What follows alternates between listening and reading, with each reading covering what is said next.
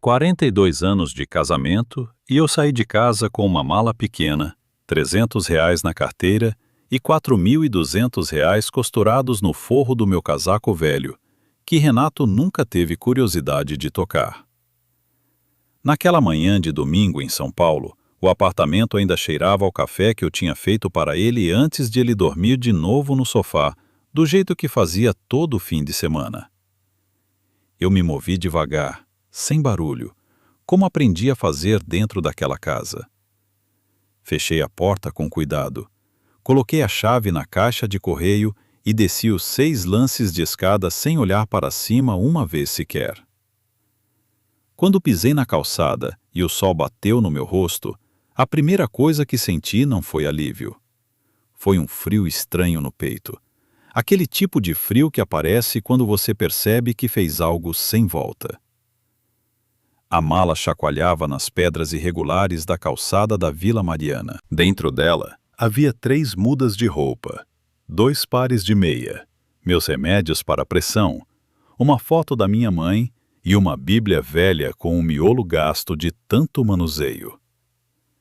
Não levei nada do apartamento que tivesse sido comprado por ele.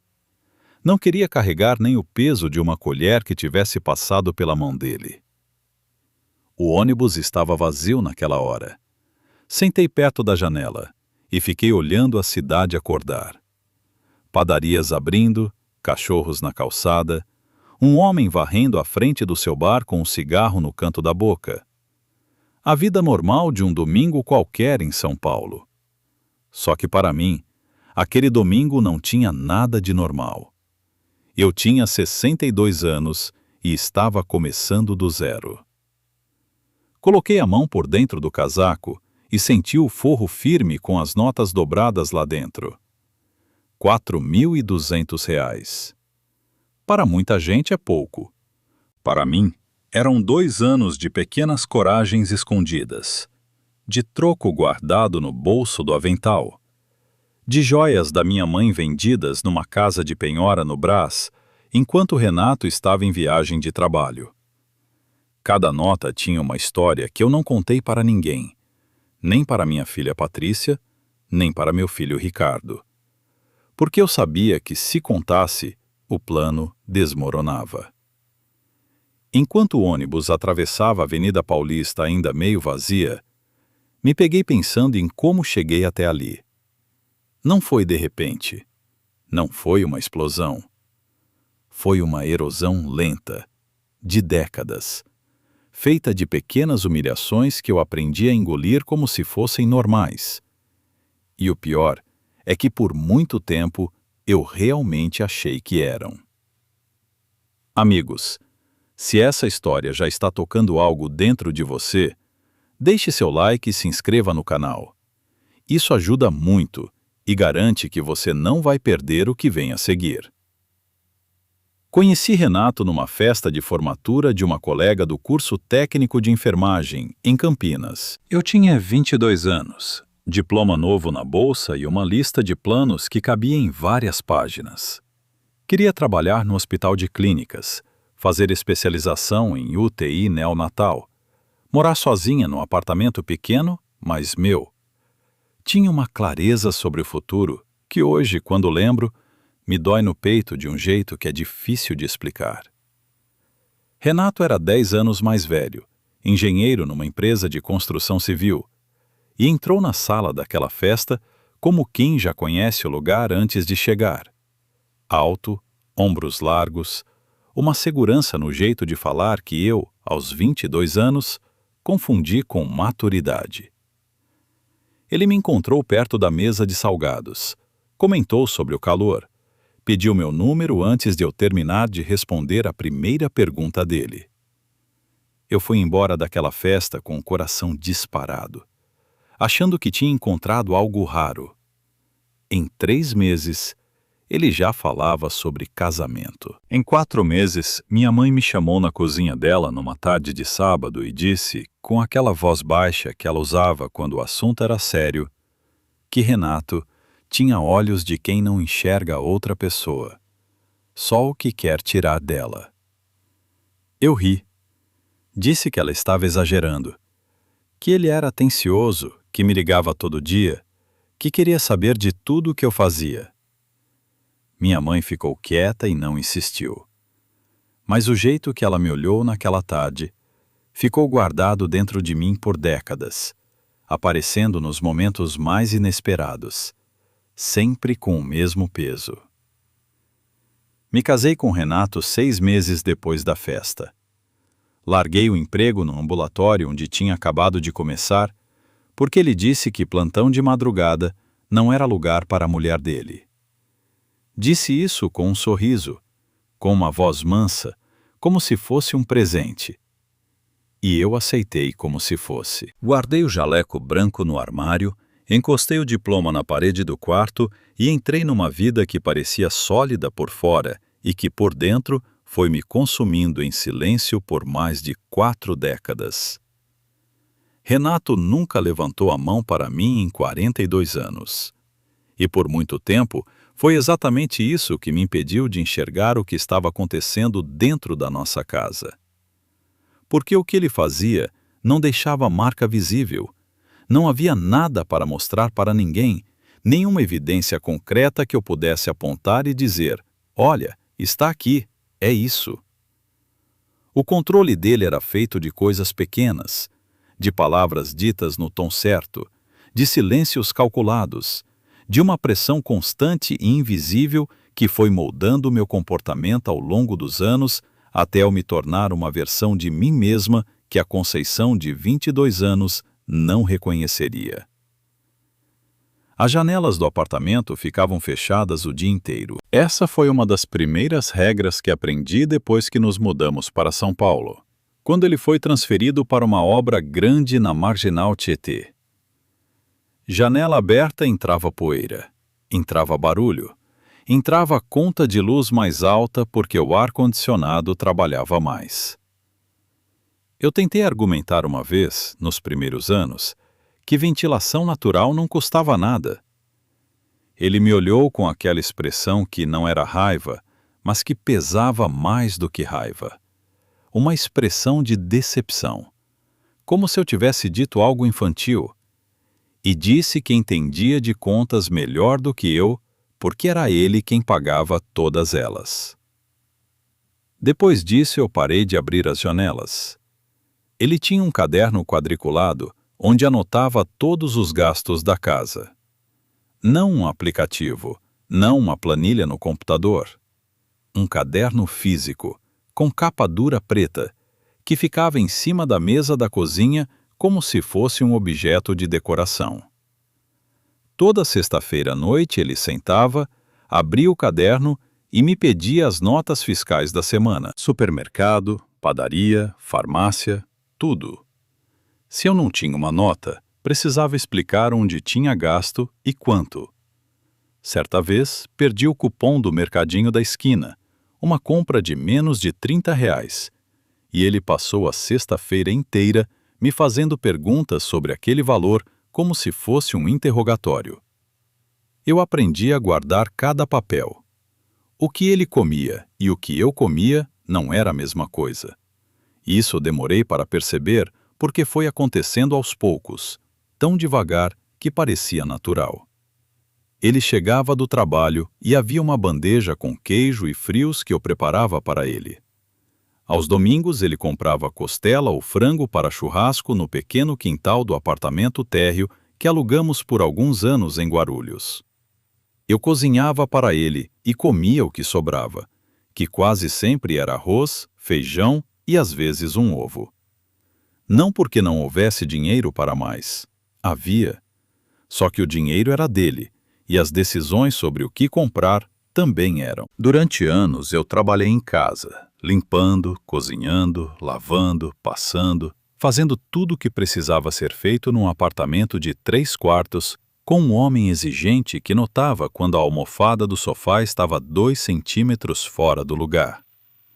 Quando os filhos nasceram, Patrícia e depois Ricardo, o trabalho dobrou e a liberdade diminuiu ainda mais. E eu fui ficando. Porque tinha os filhos, porque tinha medo, porque não sabia para onde ia. Porque ele repetia de formas diferentes e em momentos diferentes, que sem ele eu não seria capaz de me virar sozinha.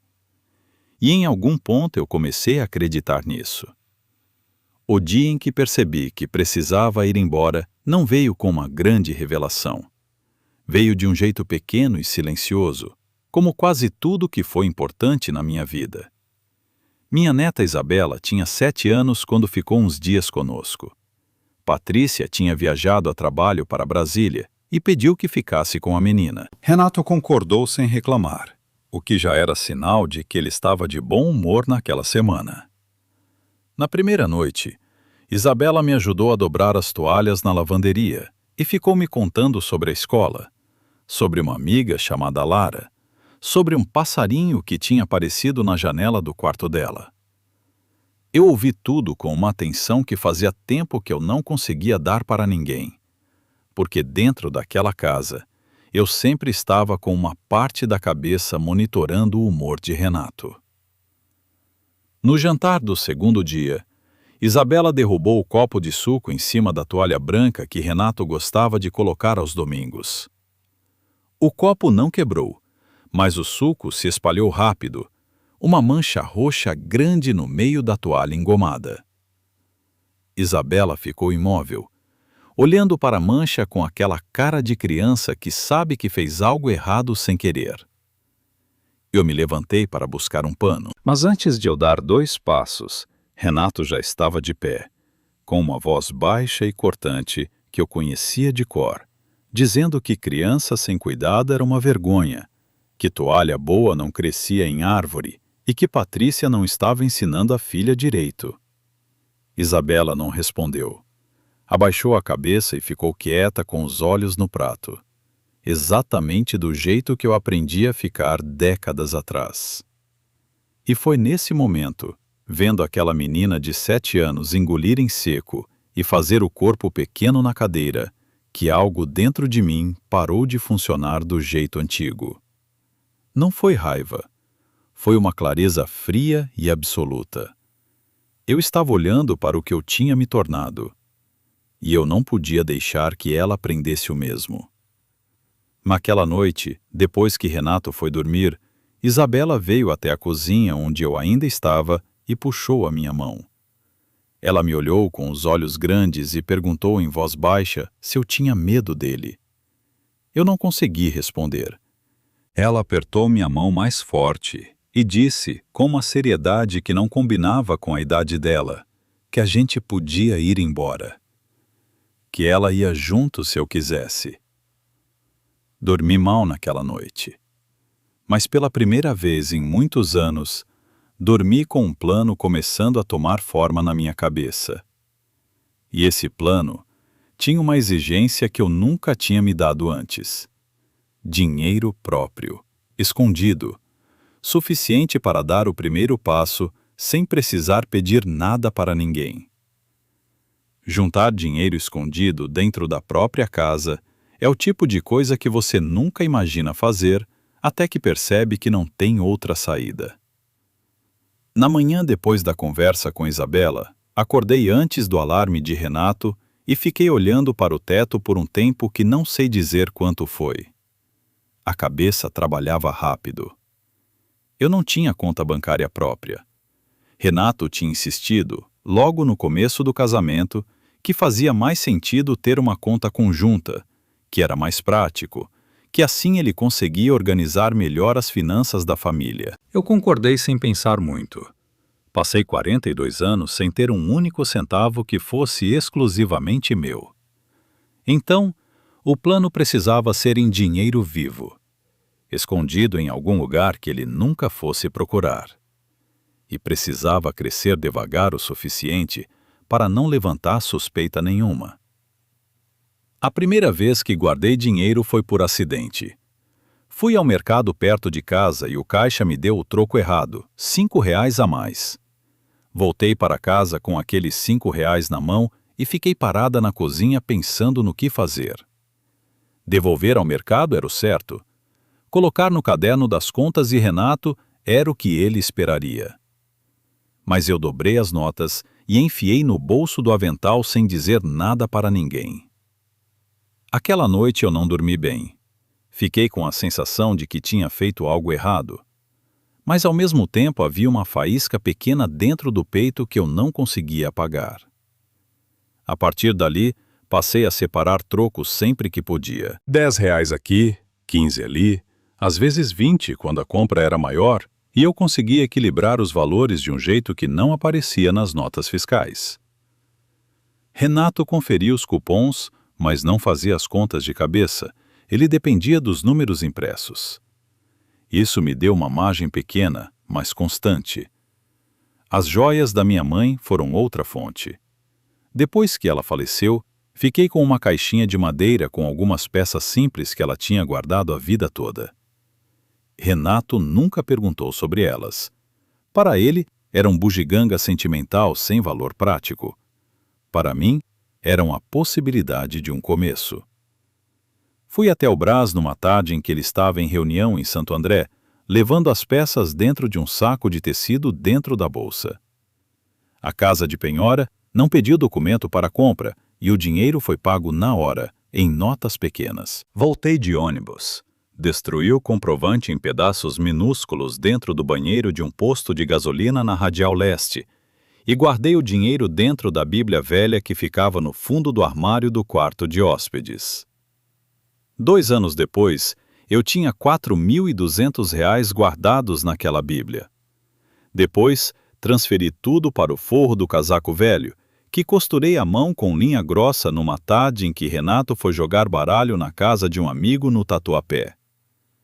Escolhi o casaco porque era um item que ele nunca tocava, nunca comentava, nunca tinha a menor curiosidade de examinar. Para ele, aquilo era roupa velha de mulher, invisível, como eu aprendi a ser dentro daquela casa. O plano de sair levou mais 3 semanas para ser montado por completo. Precisava de documentos, precisava de um destino, precisava de uma janela de tempo em que ele estivesse fora e eu pudesse desaparecer sem deixar rastro imediato. Não podia falar com Patrícia antes porque sabia que ela tentaria me demover, ou, com a melhor das intenções, comentaria algo perto de Renato sem querer. Ricardo morava em Recife desde os 24 anos, e o contato entre nós era esparso, cheio de silêncios que os dois nunca tínhamos conseguido preencher. Eu estava sozinha naquele planejamento e precisava estar. O maior problema eram as roupas. Não podia fazer uma mala na véspera porque ele perceberia. Então comecei a tirar peças aos poucos, 2 ou 3 dias sim, um dia não, dentro de sacolas de lixo que eu levava até um armário alugado na rodoviária do Tietê. Pagava o aluguel do armário com o dinheiro do troco guardado, em espécie, sem registro nenhum. Numa dessas saídas, voltando da rodoviária com a sacola vazia dobrada na bolsa, cruzei com a vizinha do 5º andar, Dona Marlene, que me perguntou para onde eu ia tão cedo com uma sacola grande. Disse que estava levando roupas velhas para a campanha do inverno da paróquia ali perto. Ela balançou a cabeça e disse que eu era uma santa. Continuei andando com o coração na garganta, sorrindo de lado até dobrar a esquina. Faltava um detalhe, o mais importante e o mais arriscado de todos. Os documentos do apartamento estavam numa pasta dentro do armário do escritório de Renato, uma peça que ele trancava com chave e que eu entrava apenas para limpar, sempre com ele presente. Mas havia uma janela de 15 minutos por dia em que a chave ficava em cima da escrivaninha enquanto ele tomava banho. 15 minutos. E eu precisava usá-los bem. Na manhã em que finalmente entrei no escritório sozinha, minhas mãos tremiam tanto que quase deixei cair o celular antigo que eu usava para fotografar os documentos. Mas entrei, fotografei tudo o que precisava e saí antes de ele fechar o chuveiro. Naquela noite jantamos em silêncio como sempre. Ele não percebeu nada. E eu já sabia que a saída ia acontecer em menos de uma semana. O que eu não sabia era que no dia marcado para eu ir embora, Renato ia voltar para casa no meio do caminho por um motivo que eu nunca poderia ter previsto, e que aqueles 15 minutos de diferença iam definir tudo. Ele voltou porque esqueceu a carteirinha do plano de saúde. 42 anos de casamento, e o fim de tudo dependeu de uma carteirinha de plano de saúde esquecida em cima da escrivaninha. Naquela manhã, eu já estava com o casaco vestido, a mala na mão e a chave do armário da rodoviária no bolso. Tinha acordado 1 hora antes do normal, preparado o café de Renato, esperado ele sair para a consulta no cardiologista no Jabaquara e contado até 100 depois que ouvi o elevador descer. A mala era pequena.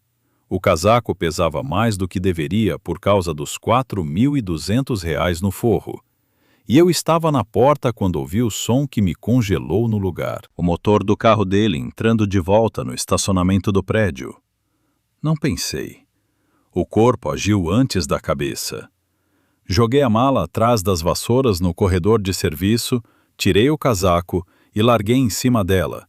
Peguei o pano de chão que ficava pendurado na maçaneta da área de serviço, abri a torneira da pia, molhei o pano e me joguei de joelhos no chão do corredor. Quando a chave girou na fechadura, eu estava esfregando o rodapé com o pano encharcado, de costas para a porta, tentando controlar a respiração. Renata entrou. Me olhou por cima e disse que tinha esquecido a carteirinha. Passou por mim sem parar, entrou no escritório, pegou o que veio buscar e voltou para a porta. Antes de sair, ele olhou para mim ainda de joelhos no chão e disse que o corredor precisava de uma faxina mais cuidadosa porque estava vendo uma mancha no canto perto do armário. Depois saiu. Fiquei no chão por mais 20 minutos sem conseguir me mover. As mãos ainda seguravam o pano molhado. A água fria ia escorrendo pelo pulso abaixo e eu deixava, porque aquele frio me ajudava a não desmaiar. Quando finalmente me levantei, peguei o casaco, vesti devagar, peguei a mala, coloquei a chave do apartamento na caixa de correio lá embaixo e saí andando sem olhar para trás. O ônibus que me levou até o Centro de Apoio à Mulher no Ipiranga estava cheio naquela hora da manhã. Fiquei de pé segurando o corrimão, com a mala encostada na minha perna, rodeada de gente que ia para o trabalho, para a escola, para a vida normal de um domingo que para eles era igual a qualquer outro. Ninguém olhava para mim. Ninguém sabia que eu estava carregando 42 anos de silêncio dentro de um casaco velho. O centro funcionava num sobrado de 2 andares numa rua tranquila do Ipiranga, com uma placa discreta na porta e uma câmera acima da entrada. Patrícia tinha me passado o endereço semanas antes, numa ligação rápida que eu fiz do orelhão da padaria enquanto Renato estava no barbeiro. Quando toquei a campainha e a porta abriu, a mulher que me recebeu se chamava Cláudia, coordenadora do serviço, cabelos curtos e voz firme, e ela disse uma coisa que eu não esperava. Disse que eu tinha chegado, que agora podia respirar. Não perguntou o que aconteceu, não pediu explicação, não me olhou com pena. Só disse isso e me deixou entrar. Fui apresentada ao advogado do centro, Fábio, no dia seguinte.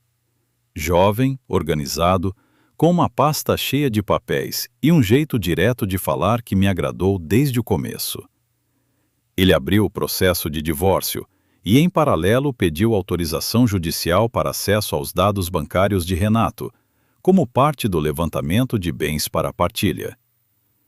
Eu entreguei as fotos dos documentos do apartamento que tinha tirado no escritório dele semanas antes. Fábio olhou para as imagens no celular velho e disse que era exatamente o que precisava. A resposta dos bancos demorou algumas semanas. Quando chegou, Fábio me chamou na sala dele com um jeito diferente, mais cuidadoso, como se fosse me dar uma notícia que precisava de cuidado para ser entregue. Ele abriu o computador, virou a tela na minha direção e me mostrou uma tabela com nomes de bancos, números de contas e saldos. Eu olhei para aquela tela e não entendi de imediato. Pedi para ele repetir o total. R$ 1.100.000. Enquanto eu reusava comprar pomada para o joelho porque ele dizia que era gasto desnecessário, enquanto eu jantava arroz e feijão sem tempero, enquanto eu guardava troco de R$ 10 dentro de uma Bíblia velha com a sensação de estar cometendo um crime, Renato acumulava R$ 1.100.000 distribuídos em contas que eu nunca soube que existiam. Fábio me perguntou se eu queria prosseguir com o pedido de partilha integral. Olhei para ele e disse que sim, que queria cada centavo que a lei me garantia, sem exceção. Ele anotou, fechou o computador e disse que ia começar na manhã seguinte. Saí da sala de Fábio, fui até o pequeno pátio nos fundos do centro, sentei num banco de madeira embaixo de uma mangueira e fiquei olhando para o chão por um tempo que não soube medir. Não chorei. A raiva que eu esperava sentir não veio da forma que eu imaginava. Veio fria, organizada, com uma clareza que nunca tinha sentido antes. Eu ia pegar o que era meu. E depois ia construir alguma coisa com aquilo que 42 anos não tinham conseguido destruir. O que eu ainda não sabia era que antes de qualquer dinheiro, antes de qualquer sentença, a vida ia me dar uma chance de provar para mim mesma quem eu realmente era. E essa chance apareceu do jeito mais inesperado possível. Salvei a vida de um homem que eu nunca tinha visto antes, e foi esse momento que me devolveu a mim mesma. Fazia algumas semanas que eu trabalhava no balcão de uma farmácia de bairro no Ipiranga. Um emprego que Cláudia do Centro me ajudou a conseguir através de um contato que ela tinha com o dono. O trabalho era simples: atender clientes, organizar prateleiras, conferir estoque. Eu aprendia rápido e ficava quieta, que era o que eles precisavam naquele momento, porque o outro atendente tinha saído de repente e o movimento era constante.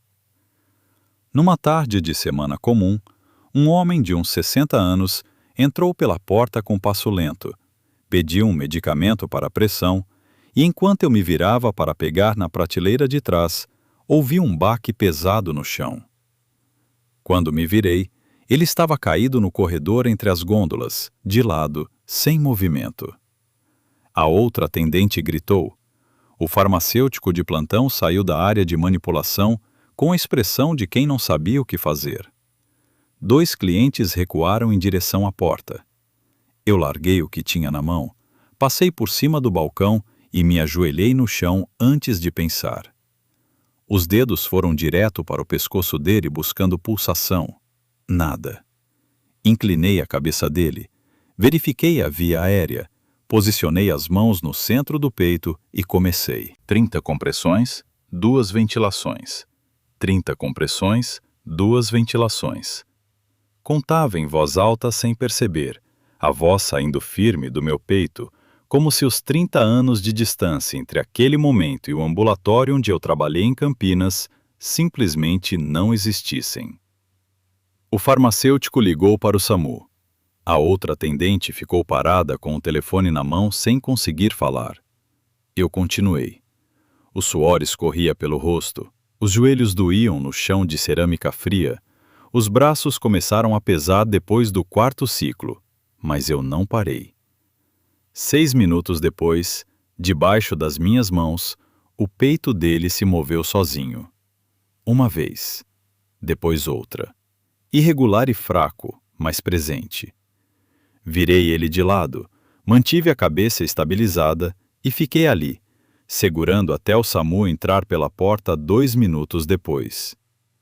O paramédico que assumiu me olhou e perguntou se eu era médica. Disse que não, que era técnica de enfermagem, mas que fazia tempo que não exercia.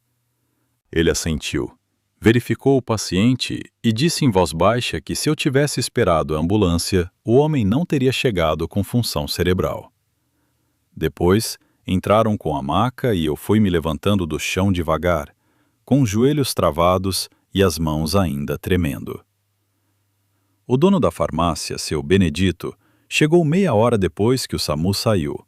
Alguém tinha ligado avisando. Ele entrou, me olhou sentada no banquinho atrás do balcão com um copo de água na mão e ficou quieto por um momento. Depois disse que não sabia que eu tinha essa formação e perguntou por que eu estava trabalhando no balcão. Não soube responder de imediato. Ele balançou a cabeça e disse que ia pensar numa forma de aproveitar melhor o que eu sabia fazer. Na semana seguinte, ele me ofereceu um cargo novo, coordenadora de atendimento farmacêutico, com responsabilidade sobre orientação aos clientes em relação a medicamentos, verificação de interações e triagem básica. O salário era quase o dobro do que eu recebia no balcão. Aceitei sem hesitar. Aquele emprego novo mudou alguma coisa dentro de mim que eu não consigo explicar com precisão.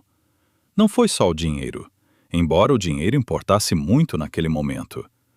Foi perceber que eu tinha conhecimento real, útil, que salvava a vida, e que esse conhecimento tinha sobrevivido a 42 anos de uma vida que tentou me convencer de que eu não era boa para nada, além de dobrar toalha e fazer café. Fábio me ligou poucos dias depois para dizer que o processo de partilha estava avançando. Os bens identificados incluíam um apartamento da Vila Mariana, uma casa em Atibaia que eu nem sabia que existia, o carro e as contas bancárias. A parte que me cabia por lei estava sendo calculada. Ele disse que seria uma quantia significativa. Eu agradeci, desliguei e fui trabalhar. Quando o processo terminou e o dinheiro caiu na minha conta pela primeira vez, fui a uma agência do Bradesco. Entrei, sentei na frente de um gerente jovem que me perguntou o que eu queria fazer com aquele valor e disse que queria abrir uma aplicação no meu nome, só no meu nome, sem nenhuma conta conjunta. Ele digitou, imprimiu. Eu assinei. Saí da agência com um comprovante dobrado na bolsa e fui a pé até a feira do Ipiranga comprar manga e goiaba, porque eu queria e porque podia. Meses depois, comprei um apartamento pequeno no bairro do Sacomã. 2 quartos, andar alto, com uma janela grande na sala que dava para um trecho do Parque do Estado. Na primeira noite que dormi lá, abri aquela janela antes de deitar e fiquei ouvindo o vento entrar até adormecer. Não havia nenhuma voz dizendo para fechar. Havia só o silêncio bom de quem finalmente chegou em casa. Numa tarde de sábado, semanas depois de me mudar, fui à Feira Livre do Ipiranga comprar verdura. Estava com uma sacola no braço, escolhendo tomate, quando ouvi uma voz conhecida alguns metros à frente. Renato estava parado em frente a uma barraca de legumes, discutindo com a barraqueira por causa de 50 centavos de troco que ela tinha esquecido de devolver. A voz era a mesma, cortante e exigente, mas havia algo diferente nele que eu percebi antes mesmo de ele me ver. Estava curvado. O casaco estava surrado. Os cabelos, que ele sempre manteve cortados com cuidado, estavam compridos e sem forma. Ele se virou e me viu. Ficou imóvel por um segundo, como se não acreditasse. Depois, veio na minha direção com um passo que tentava ser o de sempre, mas que não conseguia mais enganar ninguém. Disse que estava sozinho, que a casa estava grande demais, que talvez eu pudesse voltar, que as coisas podiam ser diferentes agora. Disse isso com uma voz que eu nunca tinha ouvido nele antes, uma voz que pedia. Eu o olhei com calma, sem raiva e sem pena, e disse que ele teve a vida inteira para escolher ser diferente e que escolheu não ser. Que o que sobrou daquela escolha era problema dele, não meu. Virei as costas e fui embora. Naquela mesma tarde, Patrícia veio me visitar com Isabela. Ricardo tinha ligado de Recife para dizer que estava namorando alguém e que queria me apresentar em breve. Isabela correu para a janela da sala assim que entrou, olhou para a copa das árvores lá embaixo e perguntou se eu sempre deixava a janela aberta assim. Disse que sim, sempre. Ela achou o máximo. A história de Conceição me ensinou que prisão não precisa ter grade para ser real, que controle sem voz alta é o mais difícil de nomear e o mais fácil de aceitar como normal. Que nunca é tarde para reconhecer o que está acontecendo com você e decidir que chega. Ela saiu aos 62 anos com R$ 300 na carteira e R$ 4.200 costurados num casaco velho, e construiu do zero uma vida que finalmente era dela. Agora eu te pergunto uma coisa, e quero que você responda com honestidade nos comentários. Você já aceitou uma situação ruim por tanto tempo que começou a achar que era normal? E o que foi que finalmente te fez enxergar diferente? Se essa história tocou algo em você, deixa o like e se inscreve no canal. Isso ajuda muito e garante que você vai receber as próximas histórias assim que saírem.